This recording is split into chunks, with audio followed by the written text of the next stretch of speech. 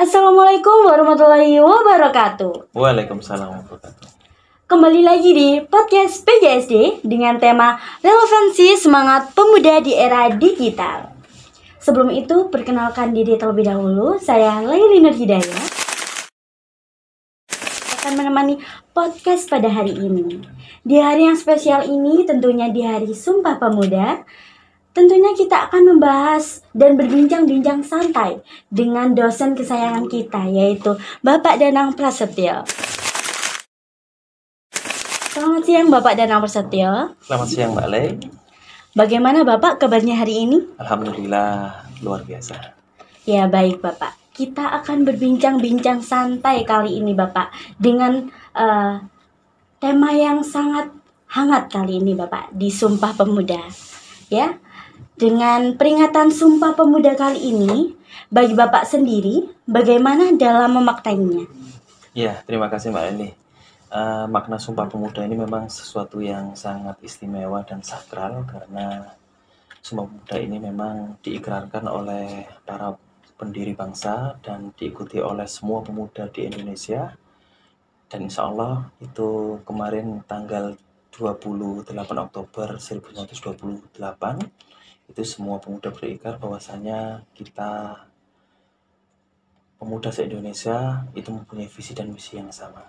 Jadi semangat ini harus kita gelorakan sehingga semangat persatuan dan kesatuan antara pemuda se-Indonesia menjadi sangat kuat.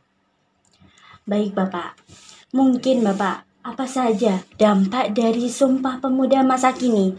Kita sudah ketahui ya Bapak ya, kita sudah di era digitalisasi Bapak. Ya, memang di era digitalisasi ini ada beberapa hal yang perlu kita garis bawahi karena dengan pesatnya arus komunikasi informasi dan teknologi, semua bisa diakses dengan cukup mudah dan cepat sehingga diperlukan kebijaksanaan, kedewasaan dari para pemuda untuk bisa mengambil informasi mana yang baik dan mana yang buruk. Kalau ini dilakukan, insya Allah ke depan pemuda-pemudi Indonesia akan semakin kuat. Oke, jadi Bapak, bagaimana semangat Sumpah Pemuda dapat diaplikasikan dalam kehidupan sehari-hari dan tantangan apa saja yang dihadapi oleh generasi muda saat ini? Kita kan sudah masuk di generasi Gen Z dan Gen Alpha ya Bapak ya.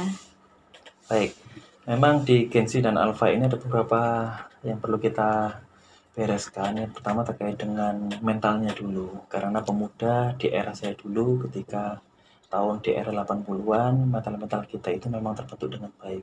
Mengapa terbentuk dengan baik? Karena kita memang ditempa dengan beberapa masalah, beberapa tantangan sehingga kami bisa menyelesaikan. Dan di era 80-an memang pesatnya teknologi informasi tidak sebesar sekarang sehingga memang kami dididik dengan cara-cara yang tradisional sehingga berbeda dengan generasi Z yang dimana pada waktu kelahiran generasi Z ini memang banyak teknologi informasi itu yang sudah masuk sehingga rentan sekali dalam pembentukan mental. Kalau zaman saya dulu ketika sekolah itu dimarahi sama bapak ibu guru, maka besoknya saya akan taat aturan dan tidak akan melawan. Kalau sekarang dengan perubahan zaman sehingga banyak anak sekarang yang Gen Z ini dimarahi sedikit langsung lapor orang tua, langsung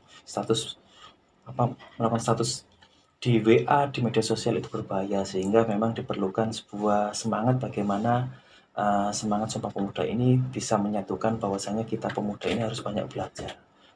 Belajar apa? Belajar untuk mengelola emosi dulu.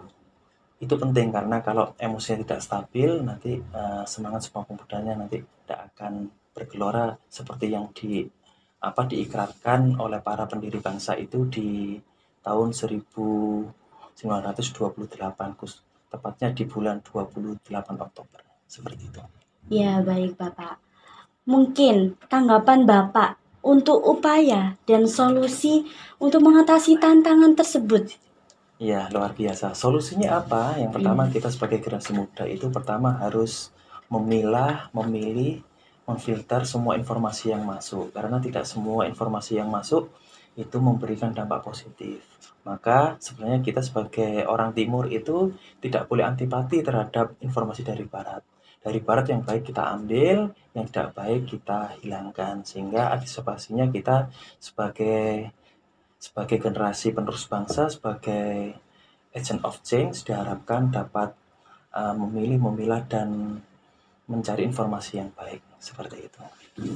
Oke, menurut Bapak nih, dalam Sumpah Pemuda kali ini, apakah masih tercermin semangat Sumpah Pemuda kala itu di era 90-an, Bapak, pada pemuda-pemudi generasi saat ini yang kita ketahui di era Gen Z dan Gen Alpha?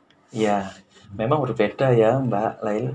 Karena apa? Di era dulu, di zaman-zaman Bapak dulu, di Orde Baru, Orde Lama itu memang pemudanya itu karakternya berbeda. Akan tetapi setiap zaman itu mempunyai kelemahan dan kelebihan. Di zaman dulu memang kita dibesarkan dengan ketaatan, dengan kepatuhan, dan seandainya ada sanksi itu memang sebuah peringatan. Tapi dengan generasi sekarang itu, ini ada generasi setelah Gen Z ini kan ada istilah generasi strawberry. Strawberry itu kan memang Gen Z itu kan, strawberry itu kan buah yang mungil, warnanya menarik, tapi ketika dia di apa ya istilahnya ditekan, dia itu akan pecah. Nah, makanya harapannya dengan generasi Gen Z atau generasi strawberry ini bisa lebih banyak belajar bagaimana membentuk mental yang baik, karena memang mental yang baik itu tidak serta-merta dihasilkan dari proses yang mudah atau proses yang instan, tetapi dengan proses yang cukup lama, dengan penempaan masalah-masalah yang cukup berat, sehingga nanti Gen Z itu bisa menjadi pribadi yang lebih matang. Ya, baik Bapak. Menurut Bapak nih ya, apa yang seharusnya dilakukan para pemuda untuk ikut berpartisipasi di era digital pada saat ini, Bapak? Iya, memang di era digital ini memang semangat generasi Z itu memang tinggi ya, tapi semangat untuk berkolaborasinya itu yang perlu digarisbawahi, yang harus diselesaikan. Karena apa? Banyak anak-anak muda sekarang itu asik dengan permainan gadgetnya, sehingga lupa kalau di dekatnya itu ada orang tuanya, ada teman dekatnya, ada saudaranya, sehingga komunikasi antara satu dengan yang lainnya itu tidak terjaga dengan baik. Sehingga nanti harapan ke depan boleh secara gaya keberbaratan, tapi secara akhlak sama perilakunya diharapkan harus berbudaya ketimuran. Ya, jadi secara kognitif boleh berkiblat kepada barat, tapi secara akhlak kita harus berkiblat kepada timur, seperti itu. Baik Bapak. Jadi pesan-pesan inspiratif nih untuk untuk pemuda-pemudi kali ini dari Bapak mungkin apa? Ya, pesan-pesan saya ya, berhubung saya ini dulu pernah muda dan usia saya sudah 40, bagi generasi Z yang sekarang, yang pertama, rekan-rekan tidak boleh menjadi generasi strawberry. Generasi strawberry itu generasi seperti apa? Terlihat manis, terlihat cantik, cakep, tapi ketika diberikan masalah, itu rekan-rekan akan pecah, tidak boleh. Maka rekan-rekan yang baik adalah di Hari Sumpah Pemuda ini diharapkan memang menjadi pemuda-pemudi yang bermental baja, bermental kesatria. Karena apa? Tantangan ke depan itu tidak hanya kita menyelesaikan masalah akademis saja, masalah kognitif, tetapi masalah emosional, masalah berinteraksi dengan orang lain ini cukup menjadi perhatian. Jadi ke depan tetap semangat, memperbaiki diri, dan mencari komunitas teman yang baik. Itu pesan dari saya. Semangat ya! Okay. Ya, jadi pesan akhir dari podcast kali ini, kita jangan jadi Gen Strawberry ya Bapak ya.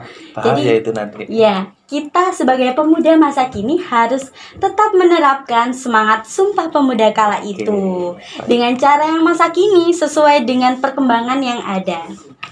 Baik, sekian dulu podcast pada hari ini.